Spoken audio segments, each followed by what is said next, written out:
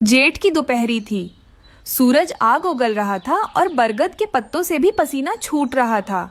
जंगल के सारे पक्षी गर्मी से बेहाल थे, लेकिन इस तपती गर्मी में भी हरियाली तोती और बोना तोता के प्रेम का पारा और भी चढ़ा हुआ था।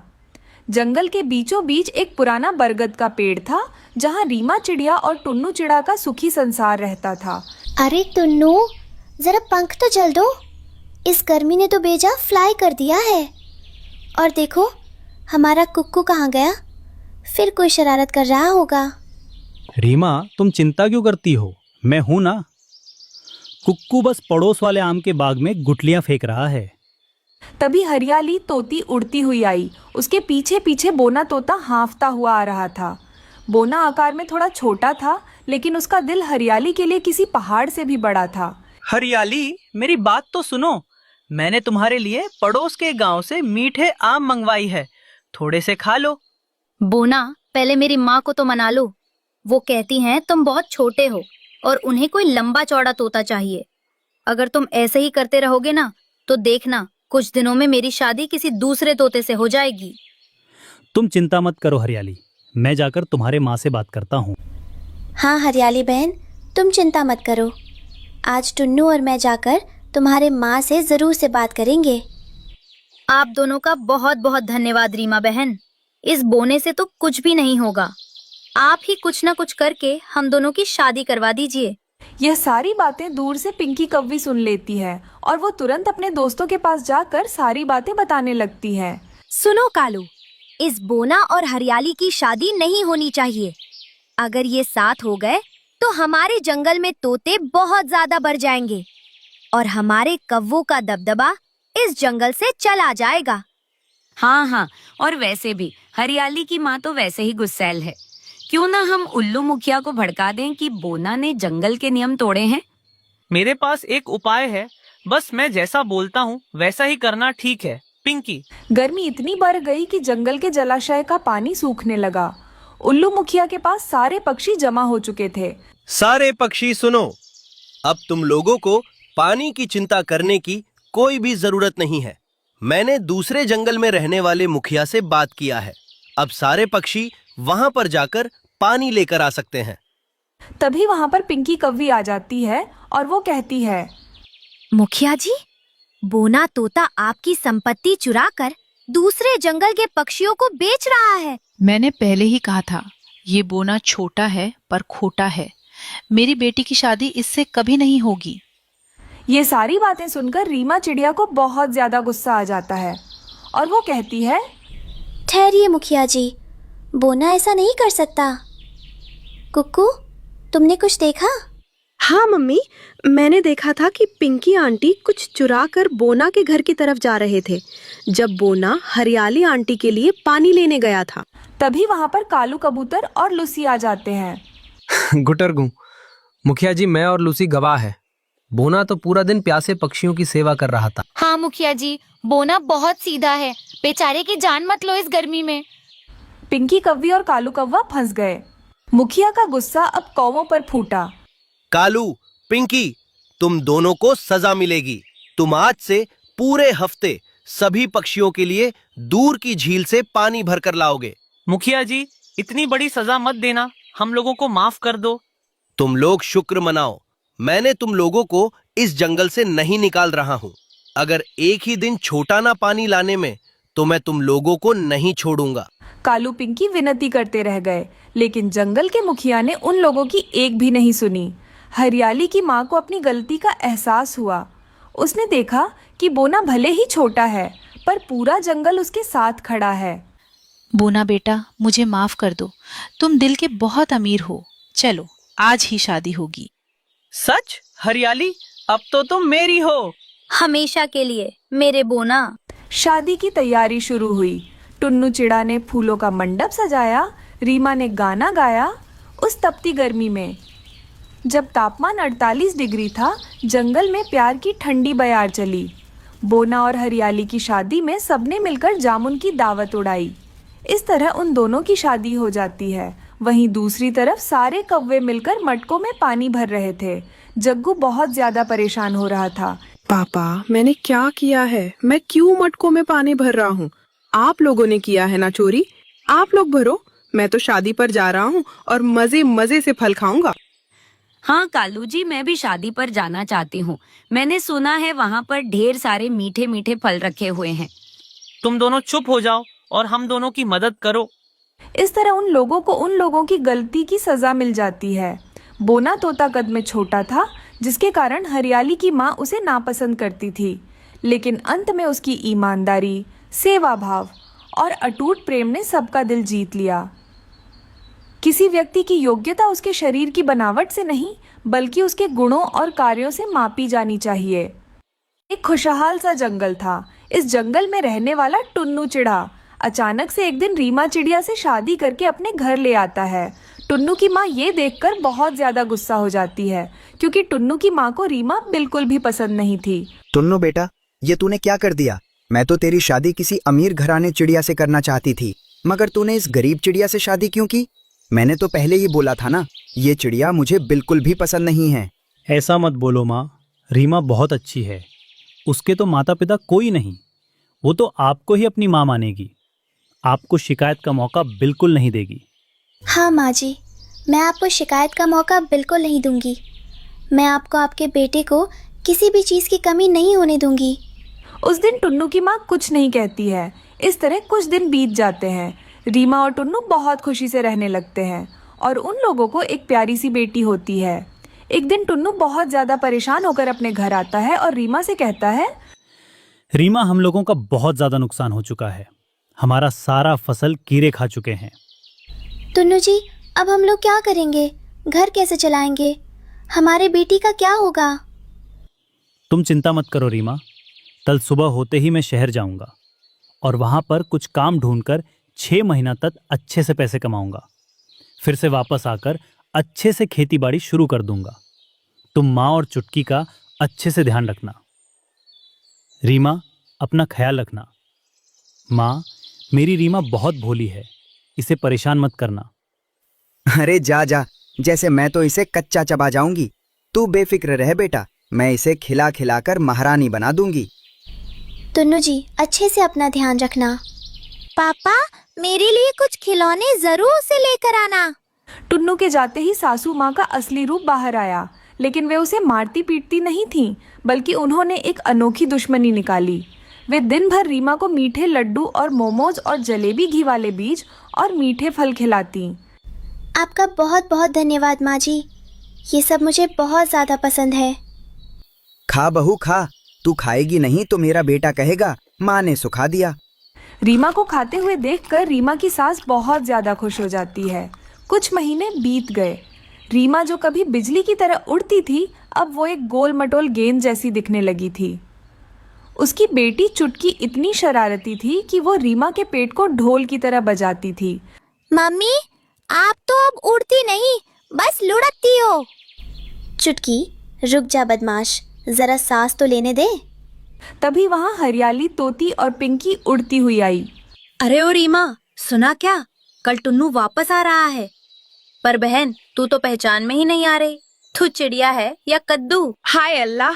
रीमा, ये क्या हाल बना लिया? अब टुन्नू तुझे देखेगा तो उसे लगेगा वो किसी चिड़िया से नहीं, बल्कि एक भालू से शादी कर बैठा है। ऐसा मत बोलो दोस्तों, मुझे तो बहुत ज़्यादा डर लग रहा है। कहीं टुन्नू मुझे छोड़ ना दे। मगर वो दोनों रीमा का मजाक उड़ाकर वहां से चली जाती है। एक जगह महफिल जमी थी। कालू कौवा रीमा का मजाक उड़ा रहा था और उसकी पत्नी गोरी कौवी वहां पर बैठकर हंस रही थी। मैं तो कहती हूँ रीमा को अब उड़ने का लाइसेंस सरेंडर कर देना चाहिए। इसके उड़ने से तो डालियां टूट रही हैं। चुप कर गोरी, मुझे इसके घोंसले से कुछ नए बीज चुराने हैं, पर इसकी सासू माँ तो बाज की नजर रखती है। भाई साहब, कल रीमा एक डाल पर बैठी तो पेड़ ने नीचे से आवाज दी, भाई छोटा हाथी जरा साइड हो जा। ओ जी, चुप करो। बेचारी रीमा कितनी दयालु है। रीमा बहन, तू फिक्र मत कर, मैं तुझे कल से सिर्फ उबली हुई घास खिलाऊंगी। शाम को सासू माँ रीमा को देख मुस्कुराई। उन्हें लगा कि अब टुन्नू रीमा को नापसंद करेगा। बहू, कल टुन्नू आ रहा है, तू आज रात का खाना भी डट के खाना। माँ जी, मैं जानती हूँ आप मुझसे चिढ़ती हैं, पर क्या आप वाकई चाहती हैं कि टुन्नू मुझे छोड़ दे? मैं तो आपको अपनी माँ मानती थी, इसलिए आपने जो दिया चुपचाप खा लिया। रीमा की बात सुनकर सासू माँ का दिल पहली बार पसीजा। उन्हें अपनी गलती का एहसास हुआ कि नफरत में वे एक मासूम का मजाक बनवा रही थीं। अगले दिन टुन्नू वापस आया। पूरा जंगल तमाशा देखने इकट्ठा था। मोटी चाची आ गई, मोटी चाची आ गई। टुन्नू ने रीमा को देखा। वह वाकई बहुत मोटी हो गई थी। देख टुन्नू, तेरी मलाई की दुकान। चुप करो सबके सब। मेरी बहू मोटी हुई है क्योंकि ये सुखी है, और जिसके घर में अन्न की कमी नहीं वही तो सेहतमंद होता है। टुन्नू देख, तेरी माँ ने बहू को कितना लाड़ प्यार दिया है। माँ, आपने इसका ख्याल रखा, शुक्रिया। और रीमा, तू चाहे पतली हो या गोल, तू मेरी वही बुद्धिमान रीमा है जिसने मेरे घर को संभाला। तेरी खूबसूरती तेरे दिल में है, तेरे वजन में नहीं। टुन्नू की बातें सुनकर रीमा के दुश्मन वहां से चले जाते हैं। सासू माँ ने अपनी दुश्मनी त्याग दी और रीमा को गले लगा लिया। पापा, मम्मी अब कद्दू नहीं, हमारी प्यारी टेडी बियर है। चलो भाई, अब इमोशनल ड्रामा बंद करो और लड्डू खिलाओ, पर रीमा को मत देना वरना पेड़ गिर जाएगा। सासू माँ ने अब रीमा को एक्सरसाइज कराने और सही डाइट देने की जिम्मेदारी ली। जंगल में फिर से खुशहाली छा गई। रिश्ता कोई भी हो, प्यार और सम्मान वजन से नहीं, व्यवहार से नापा जाता है। सुंदरवन के बीचों बीच एक प्यारा सा बाजार सजता था। यहाँ हवाओं में फूलों की महक कम और रीमा चिड़िया के गोभी मंचूरियन की खुशबू ज्यादा महकती थी। रीमा न केवल बुद्धिमान थी बल्कि उसके हाथों में जादू था। तभी उसकी सबसे अच्छी सहेली लूसी उड़ती हुई आई। लूसी जरूरत से ज्यादा फिक्रमंद रहने वाली कबूतरी थी। रीमा, तुम फिर से इतनी मेहनत कर रही हो। देखो, अभी तो तुम्हारी तबीयत ठीक हुई है ना, तो इतना मेहनत करती हो तुम्हें जुकाम हो जाएगा। और ये चाकू संभल के, कहीं उंगली न कट जाए। शांत हो जाओ लूसी, मेहनत नहीं करूंगी तो मेरी नन्ही चुटकी को अच्छे स्कूल में कैसे भेजूंगी। और देखो, आज मंचूरियन की ग्रेवी एकदम परफेक्ट बनी है। तभी चुटकी फुदकते हुए आई। मम्मा, आज मुझे भी एक प्लेट मिलेगा ना? मैं आज बहुत अच्छी बच्ची बनी रही। हाँ मिलेगा चुटकी, आज तुमने कुछ भी शरारत नहीं की है। रुको, मैं अभी तुम्हारे लिए एक प्लेट गर्मा गर्म मंचूरी लगाती हूँ। वहीं पास में पिंकी कौवी अपने पंख संवारते हुए बैठी थी। पिंकी खुद को पूरे जंगल में सबसे ज्यादा समझदार मानती थी। रीमा बहन, मैं तो कहती हूँ मंचूरी का ठेला बंद कर दो और एक फलों का स्टॉल खोल लो, क्योंकि आजकल के पक्षी मंचूरी खाना छोड़ चुके हैं। आजकल के पक्षी डाइट पर हैं। थोड़ा स्मार्ट बनो मेरी तरह। अरे पिंकी जी, डाइट अपनी जगह है और स्वाद अपनी जगह। रीमा, एक प्लेट जरा एक्स्ट्रा तीखा लगाना तो। बाजार के एक अंधेरे कोने में कालू कौवा और उसकी पत्नी गोरी अपने बेटे जग्गू के साथ बैठे थे। कालू का परिवार गरीब था और बदनामी के कारण कोई उनसे बात नहीं करता था। जग्गू भूख से बिलख रहा था। माँ, मुझे वो लाल लाल गोभी खानी है, बहुत अच्छी खुशबू आ रही है। चुप कर जग्गू, हम चोर कहलाते हैं, कोई हमें पास नहीं फटकने देगा, और हमारे पास पैसे भी तो नहीं है। देखो गोरी, आज रात सब सो जाएंगे तो हम लोग रीमा के घर जाकर बचे कुचे मंचूरी खा लेंगे। मुझे जग्गू का रोना देखा नहीं जा रहा। इधर हरियाली तोती जंगल की खबरी ने ये सब सुन लिया। पति जी, ये आपने सुना? वो कालू गोरी फिर से चोरी करना चाहते हैं। चलो ये बात हम लोग रीमा को जाकर बताते हैं। वो उड़कर सीधे रीमा के पास पहुंची। सुनो सुनो, ताजा खबर, कालू और गोरी कुछ खिचड़ी पका रहे हैं। रीमा, सावधान रहना, वो आज रात तुम्हारा ठेला लूटने वाले हैं। हाँ रीमा, हरियाली सही कह रही है, वो लोग बदमाश हैं। रीमा बहन, मैं तो कहती हूँ कि उन लोगों को हमारे जंगल से निकाल देना चाहिए, वरना हम लोग सुकून से नहीं रह सकते। अरे दोस्तों, तुम लोग शांत रहो, उन लोगों को आने दो, मैं उन लोगों को अच्छे से सबक सिखाऊंगी। रात हुई, पूरा जंगल सो गया। तभी कालू, गौरी और जग्गू दबे पांव घर में घुस आए। जग्गू ने मंचूरियन को देखकर उस पर टूट पड़ा और खाने लगा। तभी रीमा अचानक से वहां पर आ जाती है। रीमा, देखो, हम तुम चोरी करने आए थे, है ना कालू? क्या करे रीमा, समाज हमें वैसे ही चोर मानता है, काम कोई देता नहीं, और जग्गू 3 दिन से भूखा है। गरीबी हमें अच्छा पक्षी नहीं रहने देती। रीमा ने देखा कि नन्हा जग्गू भूख से बचे हुए मंचूरी खा रहा है। रीमा का दिल पसीज गया। चोरी करना समाधान नहीं है कालू। अगर भूखे हो तो मांग लेते, पर हक मत छीनते। और जग्गू मासूम है, इसे अपराधी मत बनाओ। अगली सुबह रीमा ने पूरे बाजार को इकट्ठा किया। लूसी, पिंकी और कबूतर सब वहां मौजूद थे। दोस्तों, आज से कालू और गोरी मेरे ठेले पर काम करेंगे। कालू सामान लाएगा और गोरी साफ सफाई में मेरी मदद करेगी। इन्हें एक मौका मिलना चाहिए। क्या रीमा, तुम पागल हो गई हो? ये चोर हैं। हम लोगों को एक मौका दो। मुझे पता है मेरे मम्मा और पापा ने गलती की है।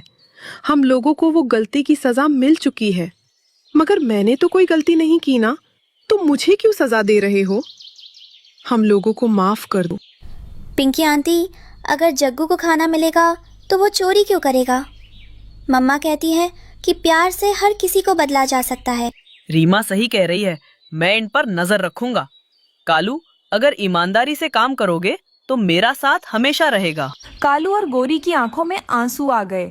रीमा बहन, आज तुमने हमें सिर्फ खाना नहीं दिया, बल्कि सम्मान से जीने का रास्ता दिया है।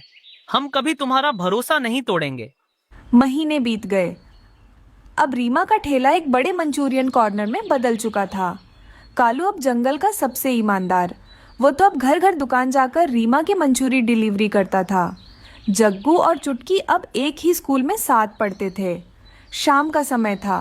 हरियाली तोती और उसका पति तोता पेड़ पर बैठे देख रहे थे। आज की ताजा खबर, रीमा का मंचूरियन अब पूरे जंगल का पसंदीदा खाना बन गया है और कालू का परिवार अब बदमाश नहीं, मेहनती कहलाता है।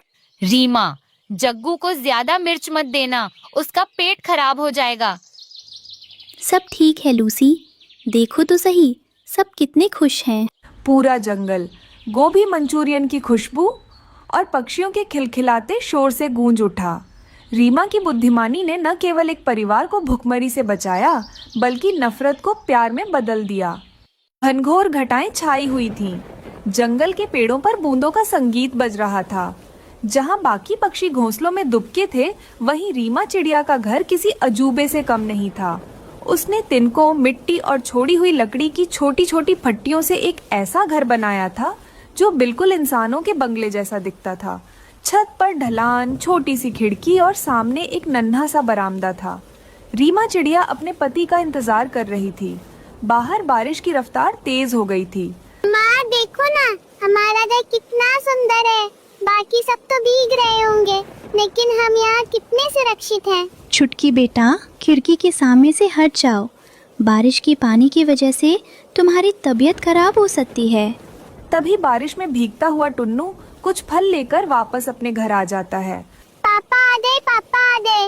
मम्मा देखो ना, पापा कुछ मजेदार फल लेकर आई है। आज बाहर हवा बहुत तेज है। मैंने पीछे वाली दीवार को पत्थर लगाकर और मजबूत कर दिया है। तुम थक गए हो कि टुन्नू, अंदर आओ, बारिश और ज्यादा बढ़ सकती है। वो लोग अपने मजबूत से घर में आराम से बैठे हुए थे। वहीं दूसरी तरफ कबूतर, लूसी और पिंकी का घर टूट चुका था, जिसके कारण वो लोग भागे भागे सीधा रीमा के घर आ जाते हैं। वो लोग दरवाजा खटखटाने लगते हैं।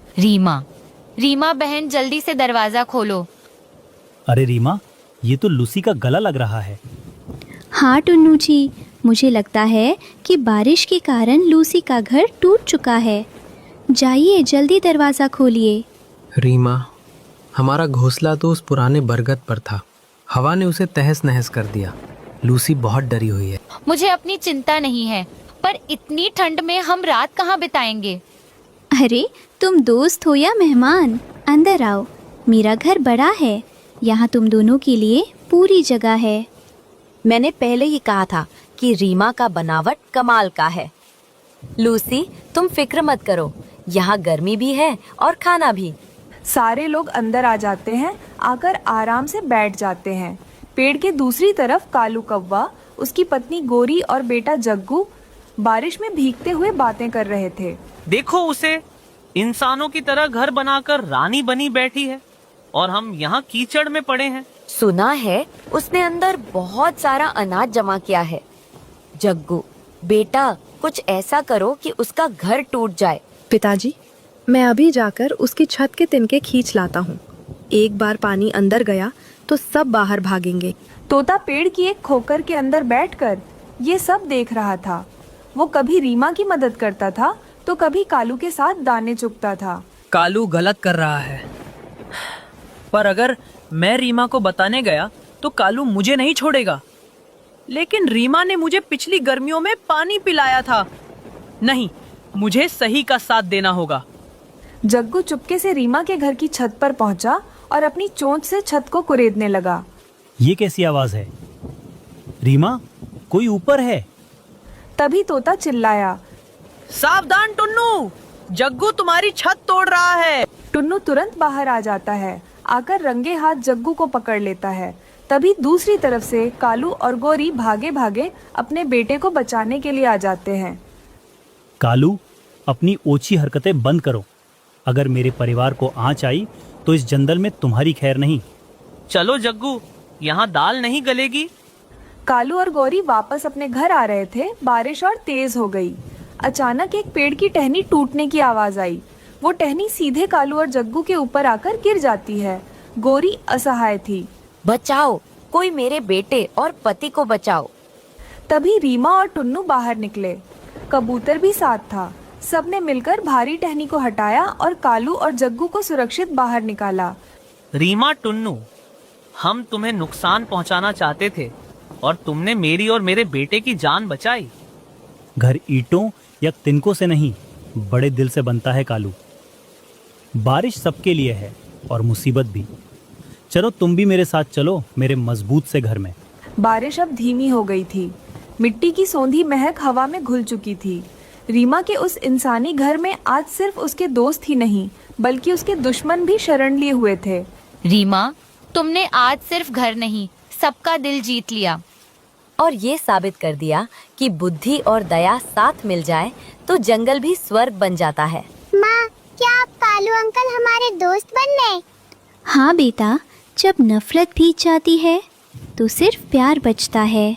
सब साथ मिलकर भोजन करने लगे। रीमा का घर रोशनी और खिलखिलाहट से भर गया। बाहर चांद बादलों से झांक रहा था, जैसे इस अनोखे घर को दुआ दे रहा हो। रीमा ने बारिश आने से पहले ही अपना मजबूत घर तैयार कर लिया था। ये हमें सिखाता है कि जो लोग भविष्य की चुनौतियों के लिए पहले से तैयारी करते हैं वे मुश्किल समय में विचलित नहीं होते। आलस्य को त्याग कर की गई मेहनत ही कठिन समय में सुरक्षा कवच बनती है।